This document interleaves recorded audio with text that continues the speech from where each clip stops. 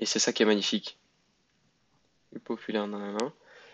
Écoutez, messieurs, si vous avez un retour son ou si tout est bon, je pense qu'on peut lancer le live. Moi, pour l'instant, j'ai pas de retour. C'est bon, il y a J'arrive. le retour, là, Ah, moi, c'est bon. c'est lancé. C'est lancé. Eh bien, parfait. Messieurs, bienvenue. Bonjour à tous. Bienvenue pour cette première émission de la saison sur l'apéritivo. On va se retrouver, euh, on va se retrouver pendant plusieurs épisodes, toutes les 2 semaines généralement, pour discuter autour de l'actualité du Milan AC. Aujourd'hui, on se retrouve donc avec une actualité brûlante qui va peut-être se reproduire 10 ans après. On va revenir sur le Scudetto d'il y a 10 ans de la saison 2010-2011. Pour m'accompagner, j'ai autour de ma table des spécialistes en la matière. On va commencer par mon acolyte qui est juste à ma droite. La même maîtrise d'italien qu'une autruche. Il a sorti sa chemise qui sort à ses enterrements, à ses entretiens et lorsqu'il va voir sa copine. Et pourtant, il a un collab sur Milan AC. Guillaume Salz est avec nous ce soir. Bonsoir Guillaume.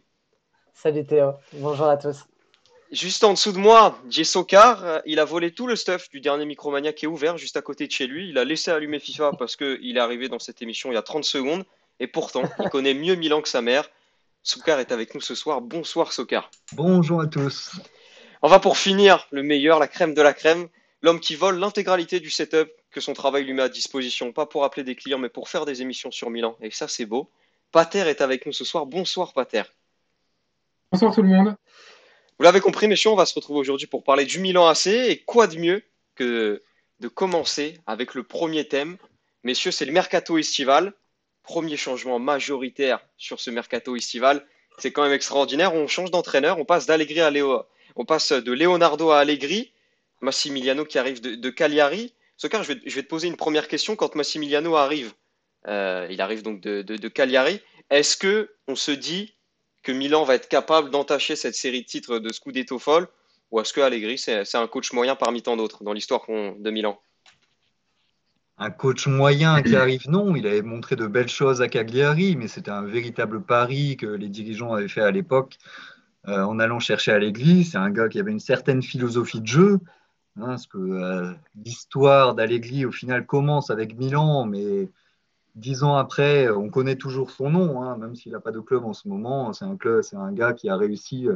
Une fois qu'il est parti chez nous, la Juve nous l'a pas volé, on l'a un peu viré, mais la Juve l'a récupéré. Il a fait de très belles choses avec la Juve aussi. Donc, c'était un grand coach en devenir. Voilà, on avait fait un pari à l'époque avec une certaine philosophie de jeu, et puis on lui a donné les moyens.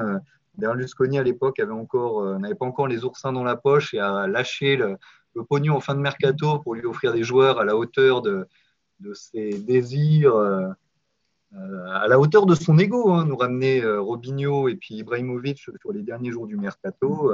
Voilà, c'était le petit cadeau de Papy Berlu. Donc, Allegri, il est arrivé avec sa philosophie. On lui a donné des grands joueurs pour jouer son football, pas forcément offensif, mais comme tourner vers l'avant et puis bien cadré à l'italienne. Donc, au final, un coach peut-être moyen au moment où on le prend, mais qui avait tout pour devenir un grand. Il y en a d'autres comme ça, quand on a fait un pari plus récent de la même façon, rien que l'année dernière, voilà, on Ah, allait Gianpaolo, chercher c'est un c'est pas le même coach, hein. folklore, hein. Avec Gianpaolo, pareil, on avait les mêmes espoirs, voilà, un coach qui montrait quelque chose avec des clubs de milieu de tableau, un peu d'envie, un jeu particulier, et puis bah, on n'a pas eu la même réussite qu'avec Allegri. Donc on parlait de l'arrivée du coach. Du côté du terrain, il y a des arrivées marquantes, t'en parlais partiellement. Parmi celles-ci, il y a un certain Kevin Prince Boateng, Guillaume. Dans quel contexte il arrive le Ghanéen chez nous? Il arrive aux côtés de deux autres joueurs du Genoa avec Amelia et le troisième joueur qui est, je me demande, c'est pas Yepes, non, Socratis. c'est C'est Socratis Socratis, Sofas. Socratis, le exactement. défenseur grec. C'est Socratis, donc il arrive avec deux coéquipiers du Genoa après une bonne saison au Genoa. Boateng, c'est un bon joueur de Serie A en devenir parce qu'il est assez jeune encore à cette époque. Il a 23 ans Donc quand il arrive chez nous. voilà. Mais il arrive pour faire le nombre dans l'effectif parce qu'à son poste, il y a déjà Ronaldinho et Clarence Seedorf. Donc il arrive vraiment voilà, pour avoir du temps de jeu face aux petites équipes, mais sans grandes ambitions au début. On parlait donc des recrutements. Il y a cette fameuse triplette dont on peut parler quand même, Pater, c'est Robinho, Ibra, Boateng. Robinho, c'était un contexte un peu particulier. Il transitait entre Manchester City et Santos. Pour Ibra, c'est quand même une vraie affaire quand on sait le contexte. Est-ce que toi, tu étais surpris de voir un joueur avec un aussi grand caractère faire l'enchaînement Inter, Barça, Milan à quelques années d'écart finalement? Bah, disons que le recrutement de Ibrahimovic, il va donner le ton sur le reste de la saison. C'est une surprise pour tout le monde, pour les supporters au moment, sur les dernières heures du mercato, Mm. et qui va marquer surtout les ambitions du club. Parce que quand Allegri arrive, on se dit, la saison, ça va être une saison de transition. Et petit à petit, on voit que le Galliani, surtout, et le staff technique, vont commencer à recruter petit à petit des joueurs qui vont apporter leur édifice au championnat et au parcours qu'on va discuter, qu'on va connaître et qu'on a connu. Mais son recrutement, ouais, c'est là qu'on se dit, OK, maintenant, on a des ambitions, ça va pas seulement être une saison de transition. D'ailleurs, Ibrahimovic, quand il arrive, il le dit clairement, il dit que je suis là pour tout gagner et on va tout gagner euh, si on y met la volonté, le courage et l'abnégation nécessaire. Surpris pour le joueur, pas spécialement pour le parcours en lui-même, parce que c'est un joueur qui était déjà passé de la Juve à l'Inter, donc on savait que c'est pas vraiment l'amour du maillot qui le dérangeait plus que ça. Euh, et de toute façon, il était en perdition avec au Barça, donc à ce moment-là, il n'y avait pas beaucoup de clubs qui pouvaient se proposer de le recruter. Et en plus, Ibrahimovic n'a jamais caché son amour pour l'Italie. Donc, une demi-surprise, on va dire. Mais c'est surtout en termes d'ambition sportive que son recrutement est fort. Envoie un message fort au club, aux supporters. Il y a donc ce mercato qui se met en place, Massimiliano Agre qui arrive, ce trio un petit peu plus conséquent. Maintenant, comme on peut le dire, on va passer au fourneau en démarrant sur le deuxième thème. Le deuxième thème qui est évidemment cette première partie de saison avant d'aborder le mercato hivernal. Quel début de saison réalise le Milan AC, Guillaume, pour cette année 2010-2011? Un début de saison compliqué, même si ça commence bien avec un beau 4-0 à Lecce, avec encore un Borriello qui s'en ira dans les dernières heures du côté de la Roma en prêt, mais c'est lui qui commence avec Pato sur le terrain. C'est une victoire 4-0. On voit un but de Inzaghi qu'on ne reverra pas beaucoup pendant la saison. 4 petits buts cette saison. Il avait 36 ans à l'époque. Voilà, exactement, mais Allegri avait des meilleurs choix en attaque et s'était bien renforcé pendant le mercato. Donc voilà, une première bonne victoire, mais derrière, ça piétine face à Cesena avec une défaite 2-0 et un nul face à Catane avec notamment un immanquable de Inzaghi. Donc du coup, après 3 matchs et 9 points à prendre, Milan n'en a que 4. Donc finalement, un début de saison compliqué et pas aux attentes du début de saison, parce à savoir que quand Milan débute la saison, on est sur une dynastie un peu interiste où l'Inter est le grand d'Italie, a gagné notamment la Ligue des Champions aussi, il me semble, juste avant. Donc, il y a le triplé, bien sûr, l'Inter fait le voilà, triplé juste avant. Voilà, ils sortent d'un triplé, mais avec le mercato de Robinho, Ibrahimovic, etc., Milan commence favori de ce championnat bel et bien avec cette étiquette de favori. Mais bon, les 3 premiers matchs ne sont pas à la hauteur. On parlait donc de... Il y a une raison, oui, excuse-moi Théo, je voulais juste Vas-y. dire qu'il y a une raison particulière à ce début de saison aussi catastrophique, c'est que Allegri il est arrivé avec la volonté de jouer en 4-3-3 et on a commencé à jouer la saison avec Boateng, ailier droit et un 4-3-3 mais piteux, ça ne fonctionnait pas, les joueurs n'étaient pas à leur poste, on avait Ronaldinho qui commençait déjà à être un peu moins, concentré sur sa tâche à Milan. Il y avait des gros joueurs qui étaient arrivés. On sentait que c'était plus lui, la star un peu de l'équipe, le nouvel arrivant. Il avait 31 ans, le Brésilien, à l'époque, mais il fera pas long feu. Ouais. Il s'en ira l'hiver du côté de Flamengo. Tu parlais de ce problème. La saison a vraiment démarré quand Allegri a abandonné ce 4-3-3. Juste après, justement, ces 3-4 premiers matchs là où on a évolué dans ce format. On est passé en 4-3-1-2 en remplaçant Boateng et d'autres joueurs, mais sans, principalement Boateng tout au long de la saison en numéro 10. Un 10 un peu étonnant, avec un style très particulier pour le Ghanéen, mais qui a fonctionné. C'est quand on est passé avec cette formation et avec le duo d'attaque qu'on a vraiment commencé à enchaîner les résultats. Donc tu parlais de cette importance-là, Sokar. Il y a une concurrence évidente qui marche pas au début et qui du coup force le Milan à organiser différemment sa tactique.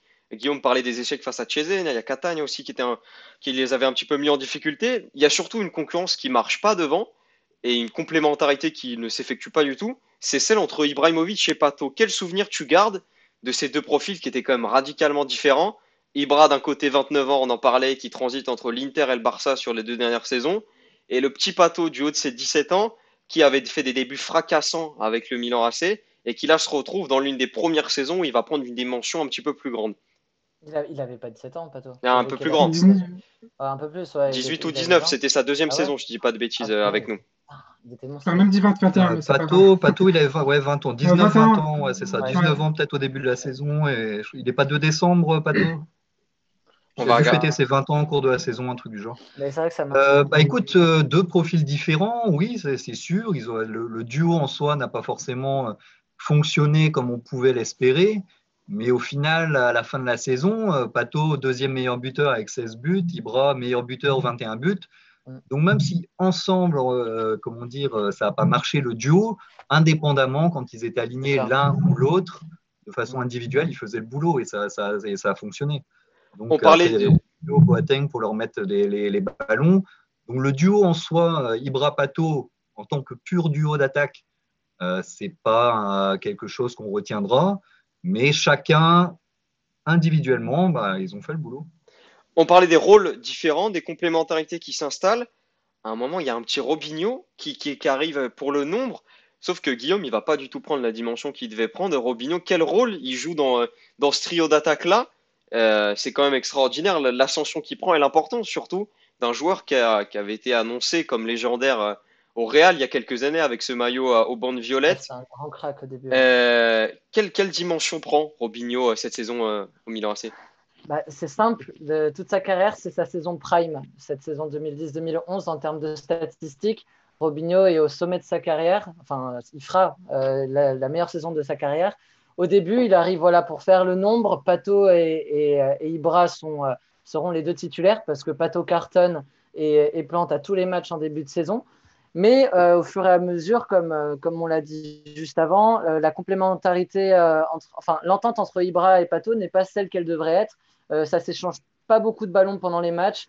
Voilà, même pas, on voit à plusieurs reprises Pato chercher, forcer la frappe plutôt que la donner sur le côté à Ibrahimovic. Donc, vu que la star c'est Ibra et que Pato n'a pas encore, voilà, tu l'as dit, il est encore jeune, etc. Et bah, Allegri va tenter le coup Robinho en titulaire et ça va très bien marcher avec Ibra. Donc, pareil, un Robinho, je regarde les stats vite fait, mais je crois que 14 buts voilà, sur c'est la saison 15 en buts et championnat. 6 passes D. 15 buts et 6 passes D pour Robinho. Donc, pareil, il fait une saison pareil avec Pato dans le même standing. Donc, voilà, juste Robinho, ça a très bien marché. Il fait une très bonne saison. Il est clutch aussi. On en reparlera dans la deuxième partie de la saison. Mais avec Antonio Castano, ils finissent vraiment la saison en beauté tous les deux. Mais voilà, il arrive par la petite porte et vraiment, il nous fait une vraie bonne saison, l'ami Robinho. Il apporte surtout, typiquement, ce qui manquait un peu à l'équipe, c'est-à-dire un joueur qui sait apporter de la fantaisie dans le jeu. Ouais. À l'instar d'un Ronaldinho qui était On avait déjà totalement aux beaucoup. fraises. Mais c'est vraiment le joueur qui va réussir à dynamiter en mouvement. Et c'est pour ça que ça va très bien fonctionner avec Ibrahimovic plus qu'avec Pato. Parce que Ronaldo va pouvoir tourner autour de Ibrahimovic qui ne veut plus jouer en joueur pivot comme on connaît encore aujourd'hui. Et c'est ça qui va apporter cette complémentarité qui va nous être utile tout au long de la saison. On parlait donc de ces rôles, de ces rôles-là, de ces importances. Il y a aussi une concurrence que Milan efface assez rapidement. Il y a certes cette défaite face à la Juve, mais il y a des gros matchs qu'on remporte. Moi, je me souviens des matchs face au Napoli qu'on gagne. Il y a l'Inter aussi qu'on remporte sur la phase retour. Est-ce que toi, Sokar, sur la première partie de saison, t'as l'impression que tout ce qui a été mis en place par Galliani, ça va payer ou que ça va être une course assez effrénée jusqu'à la 37e, 38e journée pour le Scudetto? On vivait un peu la saison semaine après semaine, l'optimisme grandissait. Donc, est-ce qu'on pouvait prévoir en première partie de début, enfin en première partie de saison, qu'on allait continuer sur ce rythme, ne pas lâcher et aller jusqu'au bout? ce serait un peu présomptueux de te dire que oui, on était sûr de nous, que tout roulait. Il y a eu des doutes, hein, parce que tu regardes sur les matchs qu'on perd en première partie de saison, bah, on perd contre la Juve, on perd contre la Roma. Donc on se dit, bah, contre les gros, il y a un peu plus de mal. Le match contre l'Inter de première partie de saison, on se souvient de sa superbe célébration, les bras écartés, mais on le gagne sur un simple penalty d'Ibra. Dans le reste du match, c'était un vrai duel. Donc, c'est pas comme si on les avait battus de façon magistrale et qu'on était sûr de pouvoir terminer devant eux. Au niveau des autres matchs contre les gros, la Lazio, c'était un 0-0. Ouais. Pauvre 0-0 qu'on a la Lazio aussi à ce moment-là. Non, 1-1, il me De semble. quoi? Plutôt un match nul 1-1, Ouais, il plus me qu'un semble. 0-0. Le match aller, c'est le match retour Ah ouais, peut-être ouais, où on fait avec but 0-0. d'Ibrahimovic. Ok, ouais, donc mais bon, match nul quand même, tu vois. Donc contre les gros, voilà, on avait du mal à aller chercher les 3 points. Et donc du coup, non, bah, sans grande certitude, on avance, on fait nos points contre les petits, contre les gros, on n'avance pas forcément. Donc en plus, il faut voir qu'en parallèle du championnat, il y avait le parcours européen Ouais. qui n'était pas forcément ultra compliqué en poule et que Bah, t'as le Real, on l'Ajax On passe va et en avec le parler, ouais. Real, voilà, on fait des résultats, on fait de nuls contre On le va Real parler de un ce petit peu. parcours un petit peu européen, tiens, Sokar, puisque bah, tu le dis très justement, il y a la baie des Champs que Milan va découvrir avec à l'époque l'Auxerre qui se qualifie pour la première fois de son histoire. Il y a bon, le Real qui est déjà un petit peu plus gros poisson, et puis il y a l'Ajax Amsterdam. On parlera dans la troisième partie de l'émission de l'avenir qu'on aura dans les phases à élimination directe. Mais cette phase de Ouais. poule, moi, elle me marque surtout par Inzaghi. Inzaghi qui était ouais. le joueur, le super sub, 36 ans. Bon, il avait fait ses Mm. finales à Athènes, il Ah avait bah. fait sa carrière, mais il y a un doublé à San Siro. Est-ce que l'impact de ce joueur-là, malgré ses 36 ans, malgré les coups d'éclat qu'il nous avait fait encore la saison d'avant face à Marseille avec un doublé sous la pluie avec Clarence Seedorf qui était extraordinaire, est-ce que Inzaghi a quand même joué un rôle, même s'il y a ces 4 buts à tes yeux, Soka? Mais assurément, il n'y a qu'à voir, il y a que revoir les buts qu'il a marqués, sa façon de célébrer, typique de Pipo, où il court Mm. partout, il crie, il se jette dans les bras de ses coéquipiers. Et il y a un autre détail, quelque chose, on connaît tous l'ego d'Ibra, hein, pour Ibra, c'est le Z en premier et les autres bien plus bas.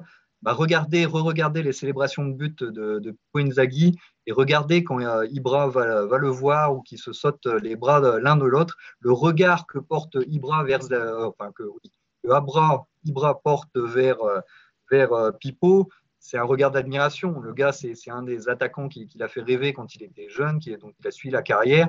Et franchement, je vous invite, c'est criant. Il y a certains buts où c'est Ibra et Zlatan. Je voulais dire Ibra et Zlatan, mais Ibra et Pipo, qui sont dans l'action, qui se font avec Ibra à la passe D et Pipo à la finition, ce genre de choses. Et c'est client, le visuel, tu vois les yeux, le regard qu'il a, la complicité. Euh, Franchement, Ibra, c'était déjà un grand joueur quand il est arrivé chez nous, mais je suis persuadé qu'il a continué à apprendre auprès d'Inzaghi et que l'amour du maillot, le fait de se déchaîner sur le terrain, de fêter chaque but comme si c'était un but de finale de Ligue des Champions, ça a énormément joué dans le mental de Zlatan pour lui montrer que le Milan, c'était pas n'importe quel club. Quand tu jouais pour Milan, que tu mettais des buts pour Milan, tu les fêtais autrement qu'un but de base.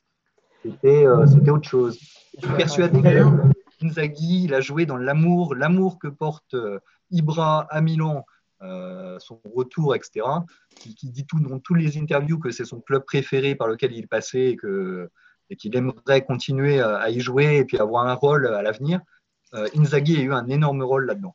Ouais, tout le vestiaire, même c'est tous les ouais. seniors du vestiaire. C'est grâce à eux, c'est sûr que si ces joueurs-là, que les Boateng, le club les a marqués à vie, c'est grâce à tout ce vestiaire de Gattuso, de Seedorf, Au même de sénateur. Pirlo. Mm. Même de Pirlo. Parce que Pirlo, sans vouloir prendre trop de temps, mais Pirlo, on le voit très peu cette saison aussi. C'est une saison où il est vraiment sur le banc avec Ronaldinho parce que l'ami Allegri préfère un milieu beaucoup plus physique avec Gattuso, Seedorf et notamment Flamini, qu'on va même plus voir que Pirlo. Pirlo, il nous fait un but d'anthologie, peut-être le plus beau but de sa carrière face à Parme lors de la 6e journée. Mais ensuite, on le voit beaucoup moins lors de la suite de la saison, Andrea. Il faut dire qu'il se blesse, Andrea, salement contre le match justement qu'on perd contre la Rome, Mm. sur un violent contact. Et c'est à partir de là qu'il va vraiment perdre sa place de titulaire dans l'effectif. Parce qu'au début de saison, il était assez présent, souvent titulaire, mais c'est une fois qu'il s'est blessé, on a dû un peu changer nos plans tactiques et surtout que l'effectif commence à marcher plutôt, à tourner plutôt bien. Et d'ailleurs, avec sa blessure, c'est aussi pour ça qu'on va chercher Van Bommel en mercato hivernal Mm. pour combler un peu cette absence. Juste pour revenir encore un petit instant sur l'admiration de Ibrahimovic et Zlatan, il y a aussi, ça se remarque au tout début quand il arrive au Milan, parce que quand Ibrahimovic a son interview de présentation avec les journalistes, il y a beaucoup de journalistes qui lui disent ouais, vous allez jouer avec Robinho, Pato, Ronaldinho. Et c'est Ibrahimovic lui-même qui va dire oui, mais attendez, il y a aussi Inzaghi. Et Inzaghi, c'est un joueur très fort. Et il va nous aider dans la conquête du club, du titre. Donc, c'est clair et net que Ibrahimovic et Inzaghi, c'est une admiration. Et je ne vais pas répéter ce qu'a dit Benoît, mais ça se voyait exactement. Ouais. Messieurs, avant de faire une petite entracte, je vais poser une question à vous et au chat pour finir, avant de passer sur la deuxième partie de saison. Quelle est votre surprise? Quel est le joueur que vous retenez sur ces 6 premiers mois? Celui pour qui vous n'attendiez pas grand-chose et qui, au final, s'est avéré être un élément décisif? On va commencer par Guillaume. Je pense qu'il y a peut-être Boateng, mais je le laisserai peut-être pour d'autres. Mais moi, c'est Pato vraiment qui vraiment a été exemplaire parce que vraiment, avant l'arrivée de Ibrahimovic et Robinho, ils se disaient bon, bah, je suis en train d'exploser. Il explose à toute fin de la saison d'avant. Et en fait, il va se faire un peu barricader par Robinho, mais il va continuer de marquer des buts et d'être important. Un super sub de luxe, vraiment, Pato, au fil de la première partie de saison. Donc moi, c'est lui que j'ai envie de mettre en avant. Il y a Pierre L63 qui parle d'Antonini. C'est vrai que le latéral gauche avait quand même une importance. Moi, on était vraiment dans une époque où on lançait des latéraux gauche en déambulateur. Et c'est vrai que le jeune joueur à gauche, moi, m'avait impressionné avec Ignacio Abate aussi, qui était très jeune.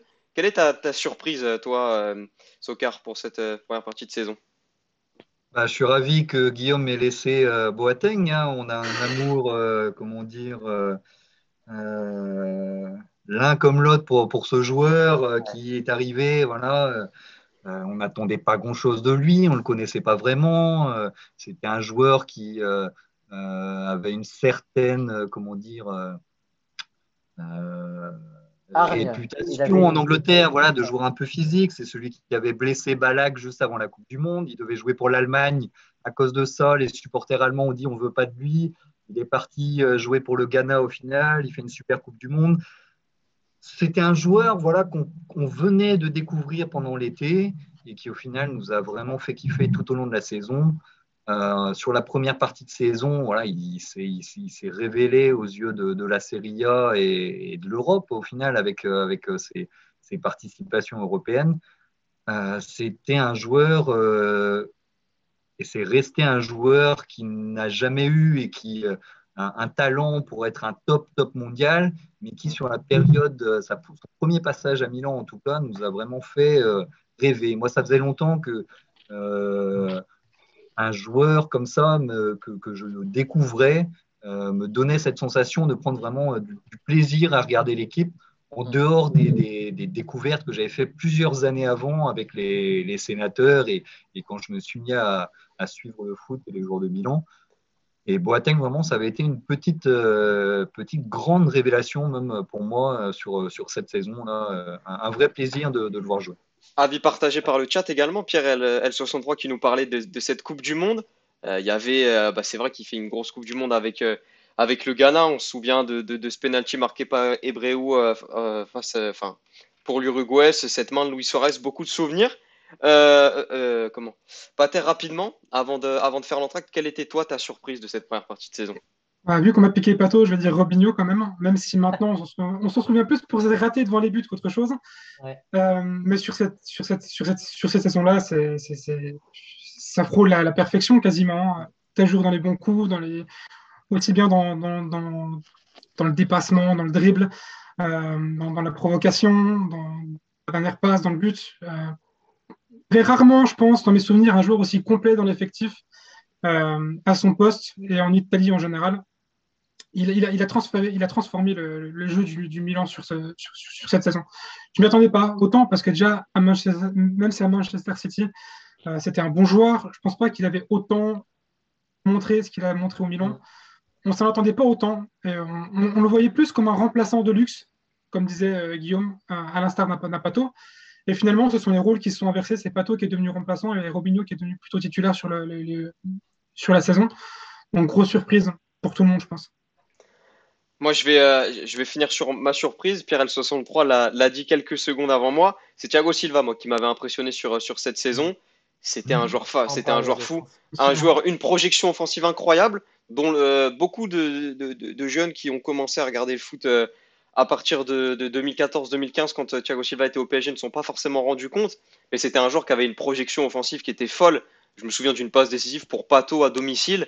Il fait 60 mètres avant de la lâcher et il a les jambes parce qu'il arrive assez jeune à Milan. Il arrive au PSG à 26-27 ans, mais c'est un joueur qui a fait une très grosse carrière à Milan et qui était quand même largement responsable du fait que Milan finisse meilleure défense en fin de saison avec Nesta, comme le dit très justement Filkion. C'était incroyable ce qu'il nous avait proposé. 24 buts, hein. On prend 24 buts en 38 matchs. Hein. Messieurs, Ouais.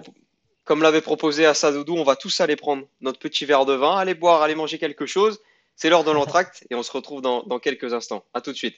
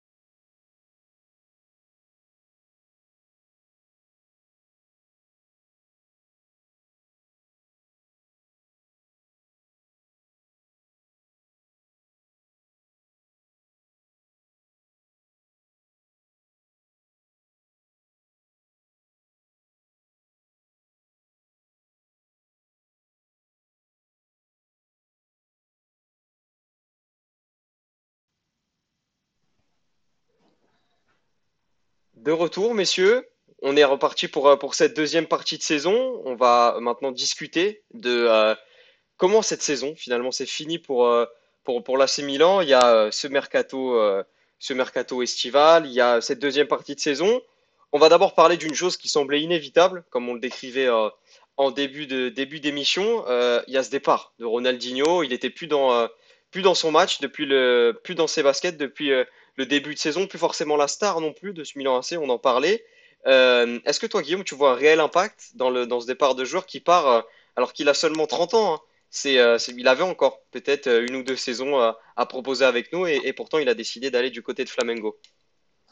Bah, pour moi, avec mes yeux d'enfant de 12 ans à l'époque, c'est un pincement au cœur de voir ce Ronaldinho qui était un peu le chouchou de tout enfant de 10 ans à cet âge-là. Et j'avais la chance de l'avoir dans mon club de cœur. Donc là-dessus, sur l'attache que j'avais sur le joueur, parce que même avant qu'il parte, comme je l'ai dit, il était un peu boycotté par Allegri. En tout cas, il ne faisait pas les efforts il n'apportait pas cette densité au milieu de terrain qu'apportait un Seedorf ou même un Boateng à ce poste-là. Mais du coup, j'avais déjà un peu ce sentiment de regret de ne pas le voir plus quand je regardais mes matchs en streaming à l'époque. Mais au niveau sportif, non, il y a pas grand-chose. Il était allé au bout de ce qu'il avait à faire à Milan. Il n'est pas resté très longtemps en plus. Donc c'est dommage. Mais cette saison a vraiment marqué un peu l'arrêt un coup dur un peu pour cette carrière qui a été finalement pas si longue que ça pour Ronaldinho. C'est un prime très court quand même, parce qu'à Milan, on n'en aura pas eu un souvenir immense. Mais ça n'a rien changé, voire ça a apporté plus de temps de jeu pour d'autres joueurs en seconde partie de saison à ce poste-là. On va parler du mercato hivernal très rapidement. J'ai retenu 3 joueurs qui sont tous aussi importants les uns que les autres dans l'arrivée. C'est Van Bommel. On va commencer par lui. Ça en parlait dans le chat. C'est une arrivée plutôt qui est assez controversée. On a encore tous en tête le coup de boule d'assassin, le coup de pied d'assassin qu'il assène à Nigel de Jong en finale où il prend que jaune d'ailleurs, Van Bommel. Enfin, c'était un joueur assez rugueux, un 6 du Bayern de Munich et qui va arriver donc chez nous. Quel avis toi t'avais sur Pater, sur Van Bommel, Pater, avant qu'il arrive et après les 6 mois? Déjà, Van Bommel, c'est pas un joueur que j'ai beaucoup apprécié que j'apprécie pas beaucoup en tant en tant qu'amateur de football. Même si sa période milanaise m'a un peu plus rapproché du joueur, je l'ai un peu plus apprécié. Il faut dire qu'il ne se présente pas très bien au Milan. Il arrive, d'ailleurs on recrute un milieu de terrain, parce que comme je disais tout à l'heure, on a beaucoup de blessés à partir du mercato d'hivernal et de janvier. On va notamment remplacer Pirlo qui est blessé. Et il va arriver titulaire pour son premier match contre Catane, je crois, et il se prend en rouge sur 2 vilaines fautes. Donc on se dit, bah super, ça va, on part bien. Mais au final, il s'est peut-être un peu plus calmé sur sa période milanaise, en étant peut-être un peu plus discipliné, plus métronome qu'arracheur de ballon, je dirais. Mais c'est pas un joueur dont je vais garder d'excellents souvenirs sur sa période milanaise ou même sur sa carrière globale. Euh, c'est pas mon type de joueur préféré. Mais on peut pas nier qu'il a apporté sa patte à un moment crucial de la saison. Son expérience surtout, dont on en avait besoin pour des moments clés très intéressants de la saison. Donc voilà. C'était solide avec Gattuso, hein. Ouais. L'alliance des deux, parce qu'il a vraiment joué titulaire, mais c'était vraiment pour renforcer encore plus ce milieu de terrain et asphyxier, hein. Il est rentré dans ce but-là et Allegri l'utilisait comme ça. C'était vraiment pour asphyxier le milieu de terrain adverse. Un Gattuso et Van Bommel hargneux avec un Seedorf et un Boateng. C'était la présence physique au milieu de terrain, c'était impressionnant. Un rouleau compresseur. Mais de toute façon, ça, c'était Ouais. l'idée d'Allegri. Je trouve que les premières saisons d'Allegri au Milan, ça résume assez bien sa carrière. Allegri a toujours cherché l'équilibre. Donc, on avait vraiment des attaquants qui étaient très libres de leur mouvement, qui pouvaient faire ce qu'ils voulaient sur le terrain tant qu'ils aient rapporté un minimum d'équilibre défensivement, mais surtout parce qu'ils voulaient mettre un milieu de terrain qui était compact, qui dominait l'adversaire en tout instant.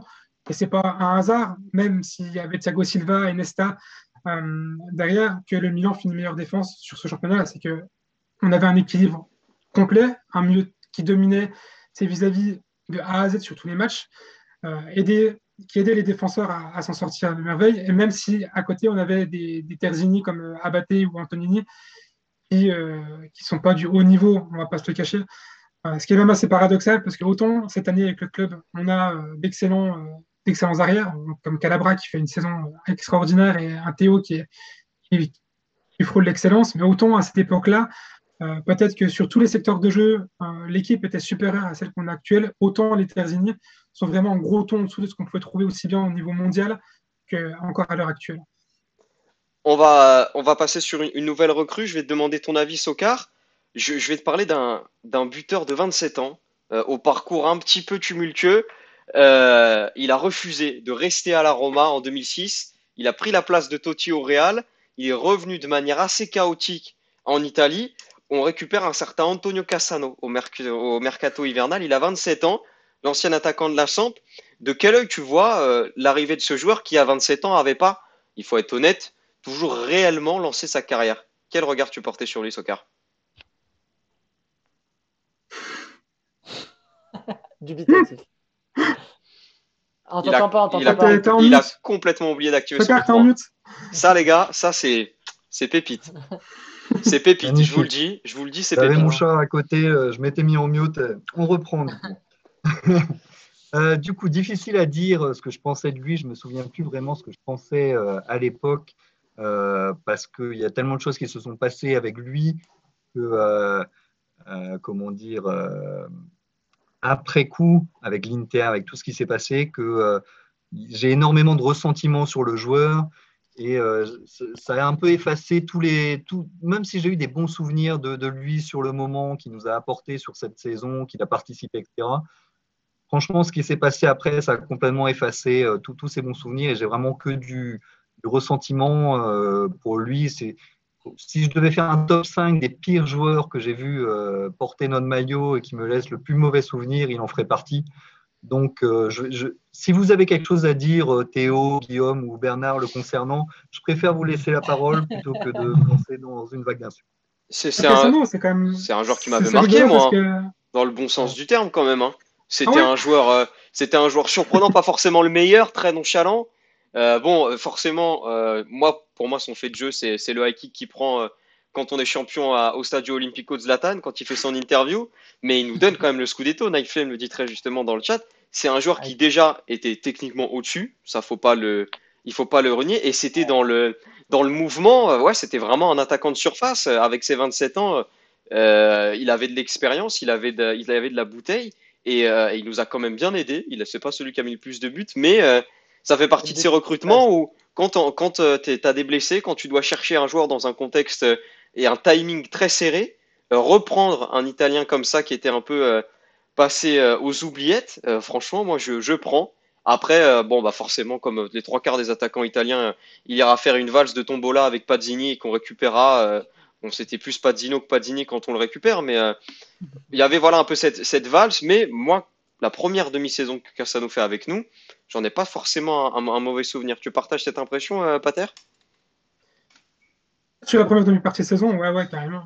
En plus, c'est rigolo parce que pareil, son interview d'avant, enfin, son interview de recrutement, quand il arrive, il dit, moi maintenant, il faut que je change, j'ai pas le choix, c'est où je change, sinon je suis un fou. Et finalement, il ne va pas changer.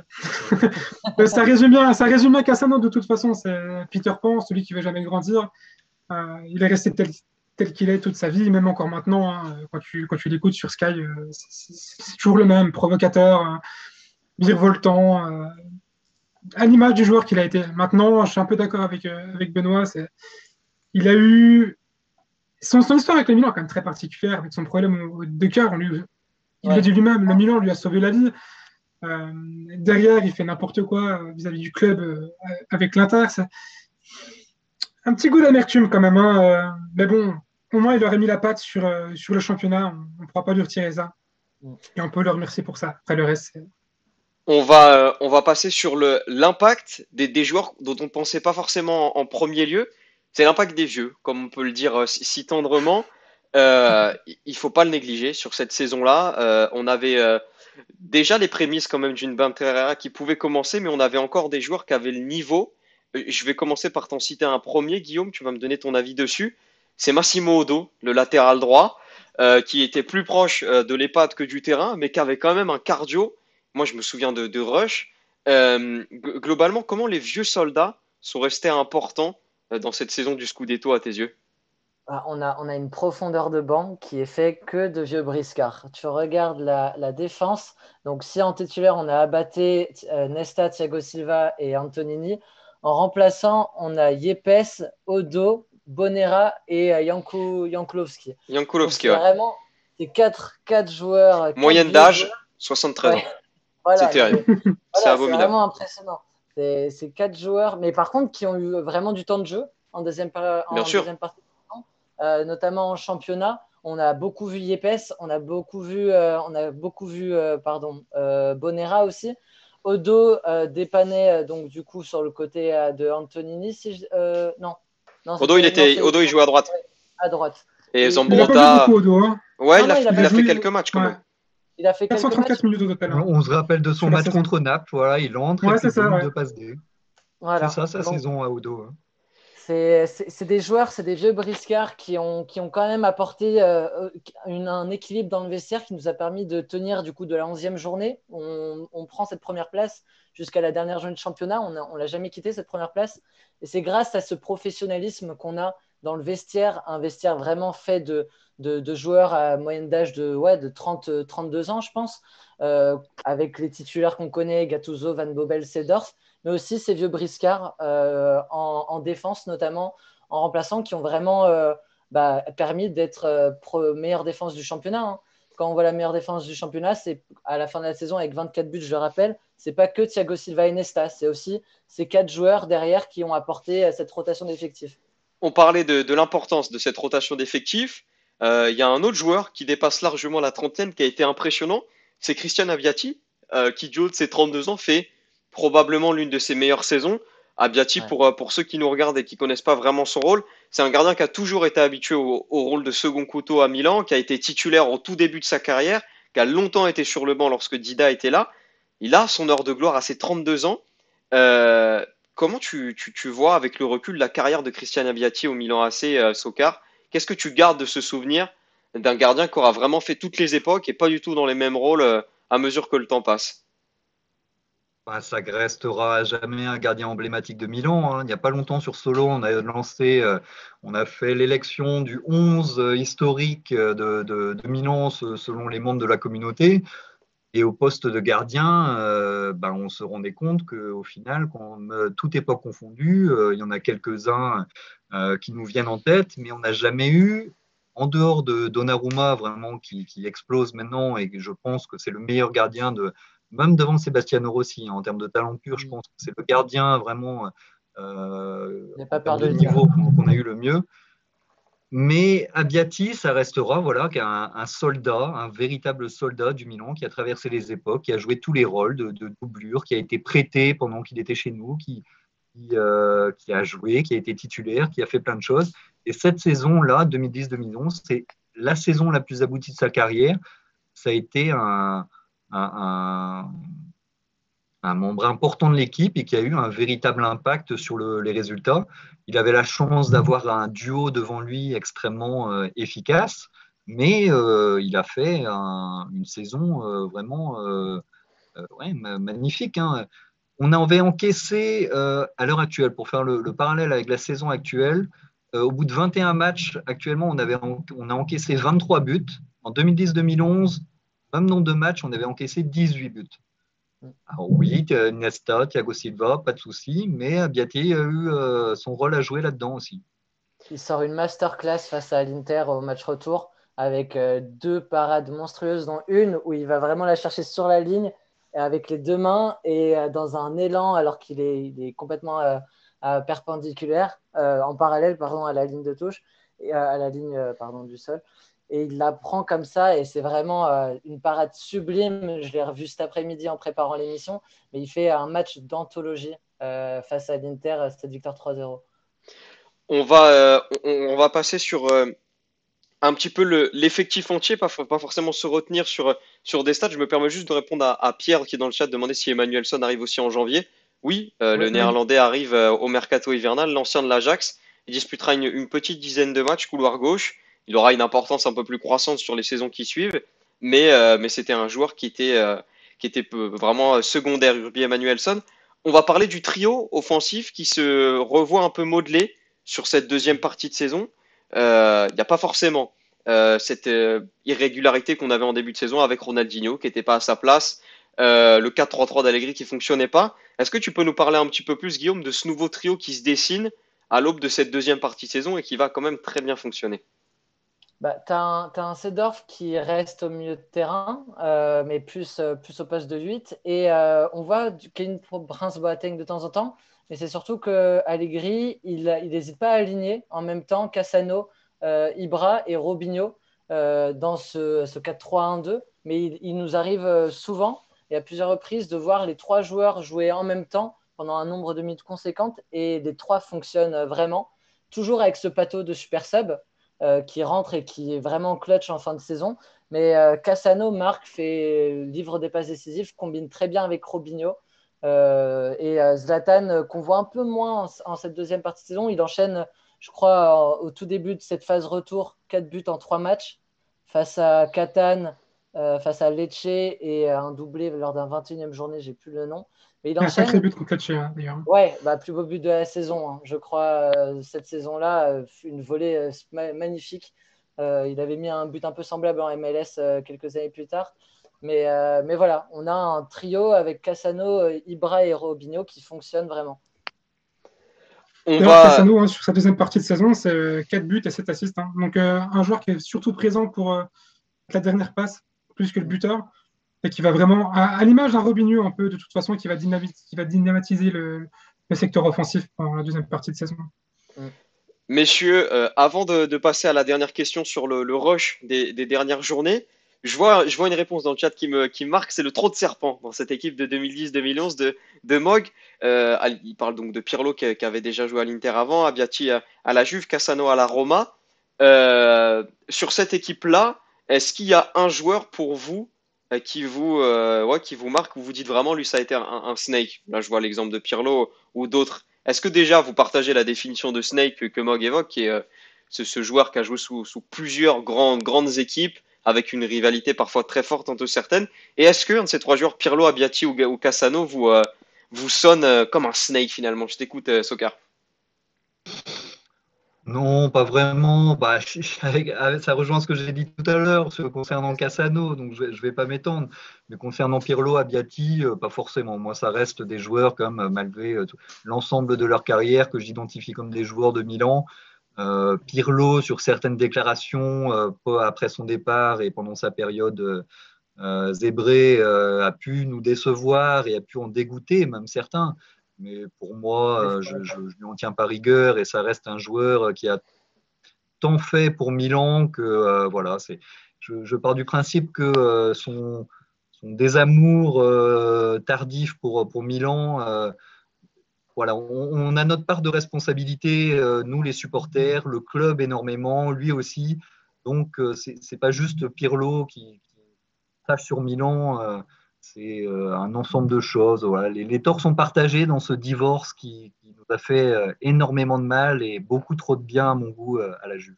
Faut rétablir une vérité, ouais. Faut rétablir une vérité sur Pirlo parce que moi c'était un joueur que j'affectionnais énormément à cette époque-là. C'est que c'est Milan qui s'en débarrasse plus que tout. Déjà Allegri lui barre complètement le chemin lors de cette saison 2010-2011. Et ce qui va conduire du coup à Galliani et à Berlusconi de ne pas lui offrir de prolongation à la fin de cette année, jugeant qu'il est fini. Pirlo, c'est le 10e joueur avec le plus de caps de l'histoire de l'AC Milan. Voilà, rien que pour ça, c'est un joueur, on aurait dû peut-être lui offrir peut-être un peu plus que ce divorce un peu, voilà, en lui offrant peu de matchs lors de la saison, en lui offrant pas une prolongation que lui demandait. Il demandait tout sauf à partir, Pirlo, parce que tous ses amis Gattuso, Nesta, Pipo sont restés la saison d'après et ont pris leur retraite par la même occasion. Pirlo, voilà, c'est un mauvais jugement de Galliani et Berlusconi qui ont jugé qu'il était fini. Forcément que le joueur derrière, il l'a un peu en travers de la gorge de voir ses amis, même s'il sera champion avec la Juve. Et on a fait vraiment un cadeau inestimable à la Juve en leur offrant gratuitement ce joueur. Et voilà, ça reste un joueur de classe mondiale à cette époque et à surtout respecter parce que voilà, comme j'ai dit, 10e joueur all-time en termes de matchs joués avec l'AC Milan, il faut lui accorder du respect.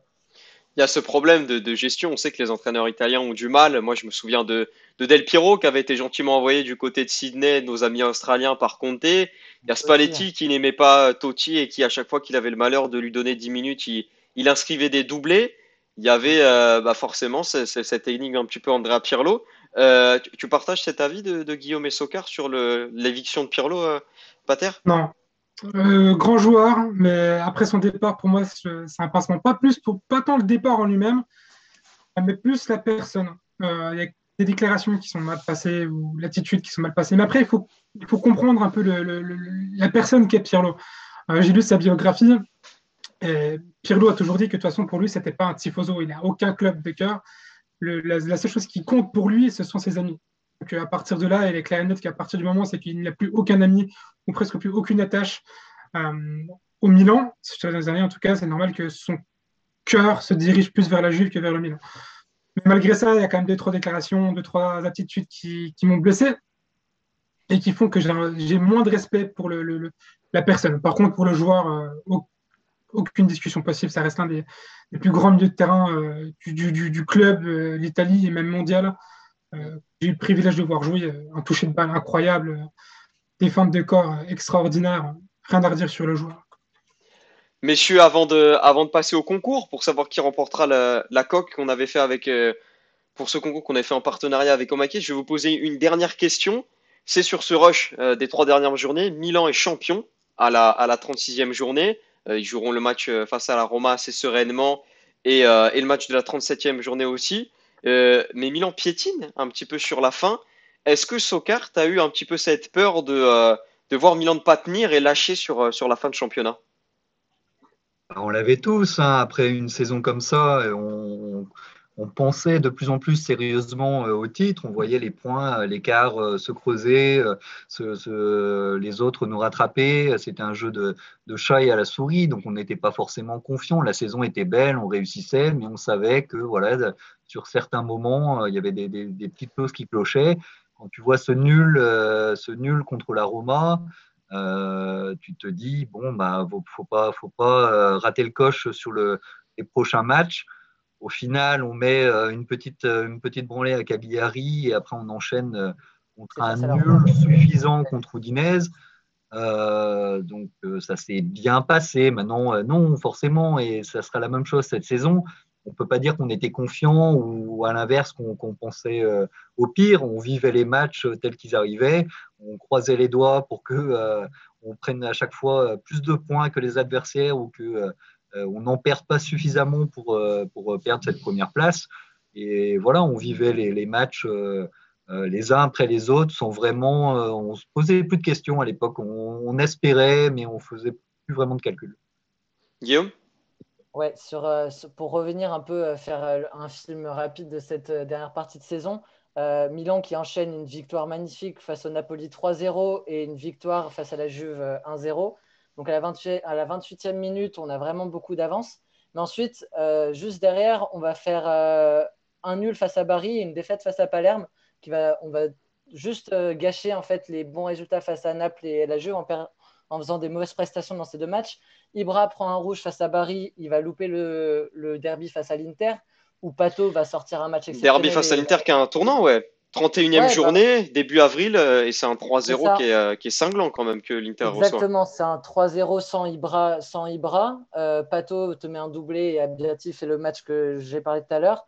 Cassano aussi est très clutch. Donc Ibra loupe ce match, revient face à la Fiorentina, puis reprend un rouge. Donc autant vous dire qu'en fait, Ibra. Fiorentina, c'est pas le retourné où il se fait mal, où il tombe sur l'épaule? C'est à l'aller. C'est à l'aller, ça, c'est à San Siro? C'est à l'aller où il se permet de jongler dans la surface et mettre un but en retourné. Il se fracasse le coude après un gang. Enfin, bon, Gattuso lui arrange pas son cas, mais il se fracasse le coude quand même. Exactement. Mais voilà, donc du coup, face à la Fiorentina au retour, il prend un deuxième rouge en 2 matchs, donc il va relouper des matchs. Et donc finalement, c'est Robinho et Cassano qui vont finir cette saison en tant que titulaires et qui vont aligner but, passe D l'un et l'autre sur les derniers matchs. Et donc du coup, on va être champion face à la Roma au terme d'un 0-0. Et c'est au terme de ce match-là où Milan remporte, mais c'est vraiment grâce à la fin de saison, on va dire, de Cassano et Robinho, tout en n'oubliant pas justement l'impressionnante défense de nos 4 joueurs qui ont vraiment tenu la baraque jusqu'au bout. Et les 5 ont vraiment assuré et tenu la baraque jusqu'au bout pour vraiment permettre de remporter ce Scudetto que finalement on n'aura pas du tout volé à la fin de cette saison. Parce que derrière, ça carbure quand même. On a des joueurs, on voit par exemple, je regardais les stats, il y a quand même l'Udinese qui fait une saison extraordinaire, qui finit 4e avec un 4e, je crois. Ouais. Et avec Di Natale qui marque 28 buts. Est-ce que c'est cette saison 26 Est-ce que c'est cette saison où l'Udinese passe à 2 doigts de la Ligue des Champions et Mike Oswell loupe son penalty face à Braga? J'ai un doute, c'est un peu plus tard, non? Non, c'est la saison d'après, ils finissent 3e, l'Udinese. Ouais, c'est ça. Ouais, bah oui, c'est ça. Ou alors ça doit être la saison quand ils finissent 3e où il loupe sur une séance de penalty Mike Oswell qui était un ailier brésilien affreux, une crête, mais c'était le El Shaarawy d'AliExpress et il loupe ça et il flingue une saison de l'Udinese où Toto Di Natale méritait l'Europe, ne serait-ce de goûter l'Europe qu'une seule fois dans sa carrière. Et c'est affreux. Messieurs, je vais vous poser rapidement une dernière question avant de passer au tirage au sort, parce que je vois cette réponse dans le chat de Phil Kyon qui parle du moonwalk de Boateng. D'ailleurs, pour l'anecdote, rien n'était prévu dans ce moonwalk. Kevin Prince David Boateng disait souvent dans les vestiaires qu'il adorait Michael Jackson et qu'il tapait souvent des pas de moonwalk. Et pour la fin de saison, la remise des trophées, etc., juste avant de rentrer sur le terrain, Galliani, j'ai un doute si c'est Galliani ou Berlusconi, dit à Kevin Prince Boateng, il me dit va te chercher ton costume, on t'a mis une scène et régale-toi. Et donc il arrive et il tape une impro qui est folle et il nous fait un moonwalk extraordinaire le jour du Scudetto. C'est mon souvenir marquant clairement de cette saison. Je vais commencer par toi, Pater. Quel est le souvenir, quelle est l'image, toi, qui t'a marqué de cette saison avant de passer au tirage au sort et de conclure l'émission? Il y en a tellement. Pour moi, il y a le but de Gattuso contre la Juve, par exemple. On voit rarement Gattuso marquer, mais marquer son but contre la Juve, c'est. Gattuso, c'est mon joueur favori.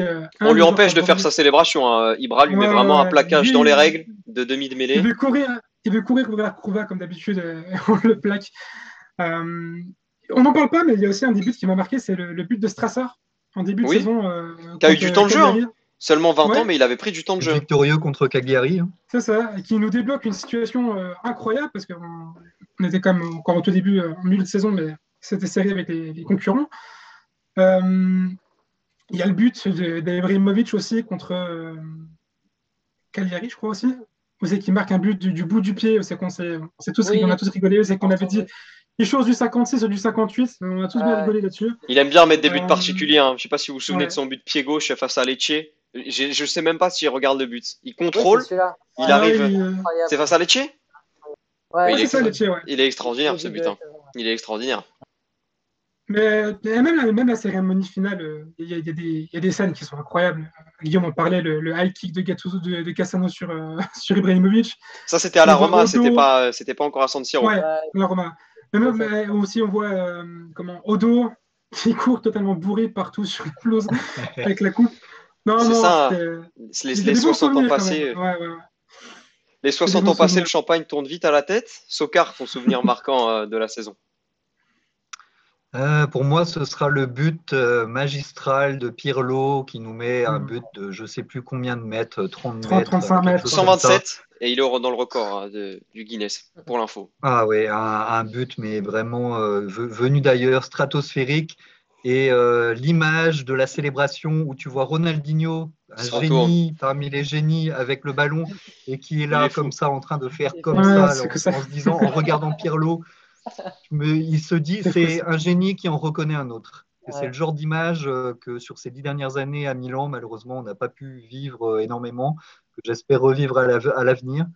On le vit cette saison, cette année, avec le retour d'Ibra et les joueurs qui ont un regard particulier quand ils voient Ibra faire des gestes de grande classe.